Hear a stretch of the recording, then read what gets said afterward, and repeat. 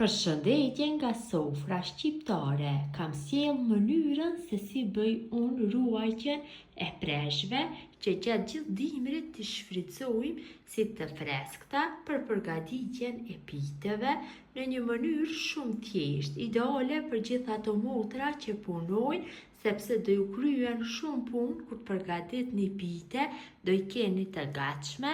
Besoj se kam ju pëlqy kur ta shihni videon në vazhdim. Fillojmë me përgatitjen. Në fillim morim preshët, ju largojmë këto rrënjët këto dhe fletat e panevojshme, fletat e verdha, dhe i lojmë mirë preshët. Tash, pas ja kam largu të gjithave rrënjët dhe fletat e verdha, i kam pastru me ujë, i morim dhe ndojmë kështu në 3 pjesë, që ta keni më lehtë për coptimin. Kështu në këtë mënyrë vazhdojmë tutje me gjithë preshët, duke i ndarë në pjesë më të vogla, në 2, 3, në 4 nëse është nevoja, por në 3 pjesë është mjaftueshëm. Vazhdojmë tutje në mënyrën e njëjtë. Përgatitja është shumë e thjeshtë, sidomos motrat cilat punojnë kjo mënyrë do ju kryjnë shumë punë, kur do vinë nga puna vetëm e zojnë brumin dhe e kanë hoxhin apo mbushjen e pitës gati.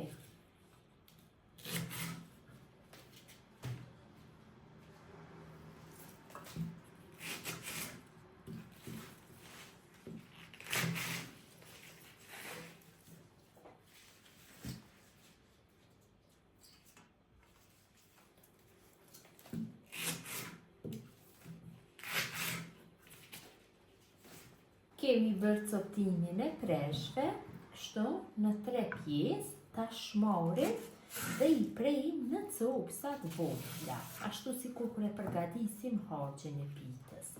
Ashtu i përgatisim gjithë preshët. Në fillim i ndojmë kështu në copsat vogla, me një thikë mbret të keni shumë lehtë të punoni.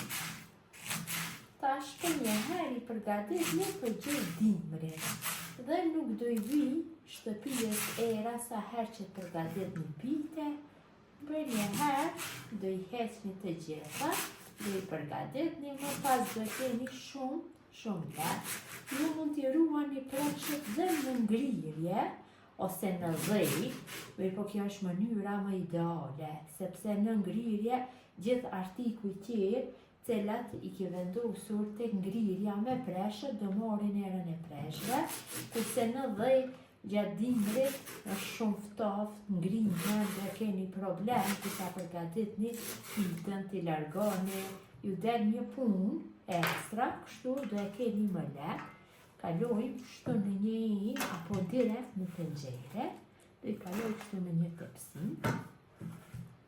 Këtë mënyrë do vazhdoj tutje me coptimin e gjithë preshëve. Ju mund të përgatitni me përmasa si pas qefit tuaj, atë sa ju nevojite në vazhdimit së dimrit. Vazhdojna tutje me coptimin e preshëve.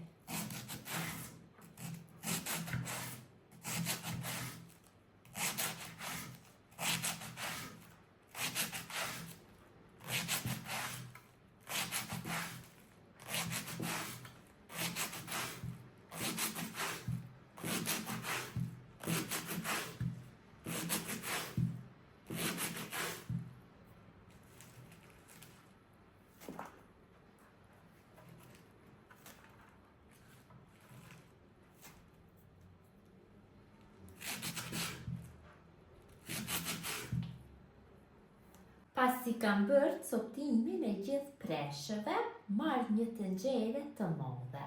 Patjetër përgimi duhet të bëhet në një tenxhere të madhe, sepse tash volumi i preshëve është në nivel më të madh dhe gjatë përzierjes duhet të ketë hapësirë.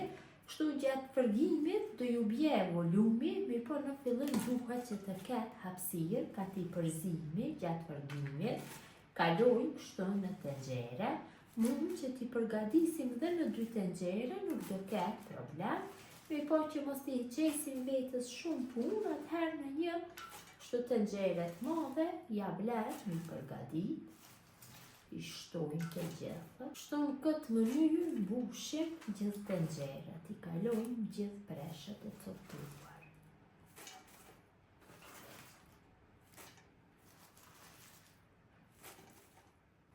Tash ju shtojna krep, unë gjithsej dhe ja shtoj një lugë gjysmë gjellës me krep, sa për konzervim që ti boj, mirë po ju kur ta përgatit një pitën përsëri do I shtoni krep, sepse ju mund t'i hedhni kos, preshve, qumsht apo biber të kuq, varet nëse I hedhni qumsht dhe kos, atëherë du t'i shtoni dhe më shumë krep, nëse I përgatitni me biber të kuq, atëherë më pak. Këtë mos të kripës ja kam hedhur vetëm se sa për konzervim dhe do I shtoj vaj.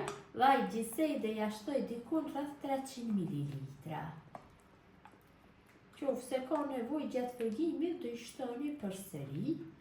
Besoj se është mjaftueshëm. Dhe tash tenxherën direkt do e vendosi në zjarr. Tash preshët I fërgojmë në temperaturë mesatare dikun rreth 15 minuta, derisa të zbuten ato mirë duke I përzier vazhdimisht. Patjetër përzierja duhet të bëhet në temperaturë të larta se nuk guxojnë që të fërgohen sepse do digjen. Kështu I fërgojna duke I përzier.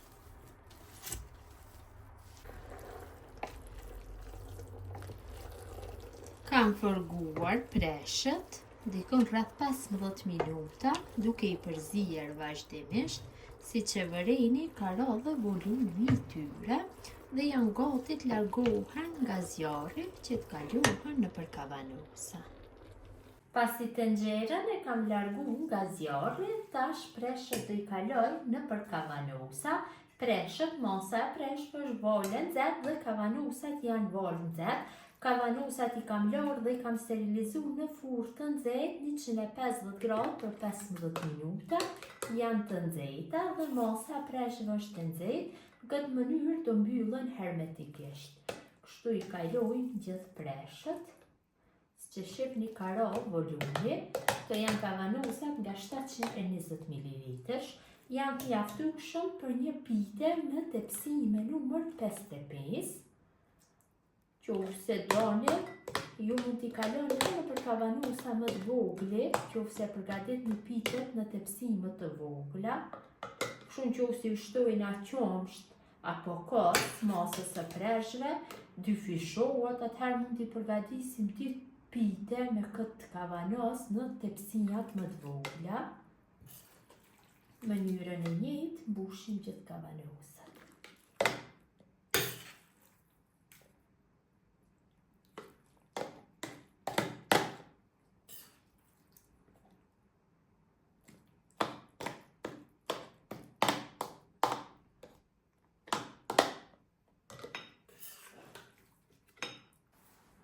Kam mbushur kavanosat pothuaj deri në kry.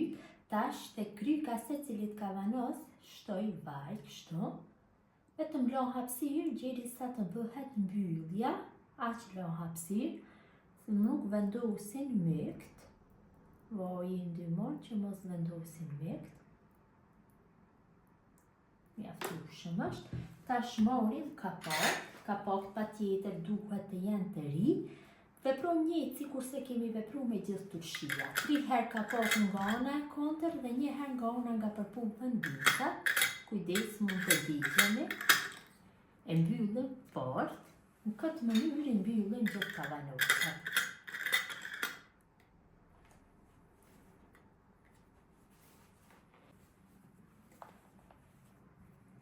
Kam mbyllur fort kavanosat, tash I kam vendosur në një qershak dhe I kthej kështu me kokë të poshtë që të mbyllen hermetikisht, I mbuloj ose në një batanije mund që t'i vendosni, t'ja vendosi edhe pecetën e kuzhinës më trash.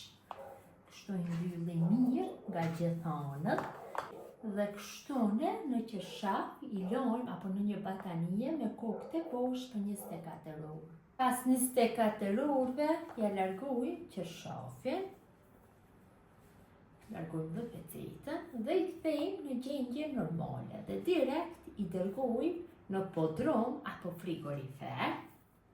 Ja, si duken, vërtet janë bërë shumë mirë, janë mbyllur fort, hermetikisht, ka pak nuk janë të fryrë. Mund të rnojnë deri në një vetë, qofse nuk i hapim. Besoj si u ka pëlqyer motra dashura mënyra se si bëj ruajtjen e preshve, unë për dimër që ta kemi më lehtë për përgatitjen e pitëve. Gjithjo që i përgatisni në këtë mënyrë ju bëfshin mirë. Ju falinderit që ndani kohë vazhdimisht për recetat e mia. Ju lutem që ju dërgoni këtë video miqve tuaj. Kurse ju që shikoni për herën e parë këtë video, abononu për recetat reja, mi mbeqi nga sofra shqiptare deri në recetën e radhës.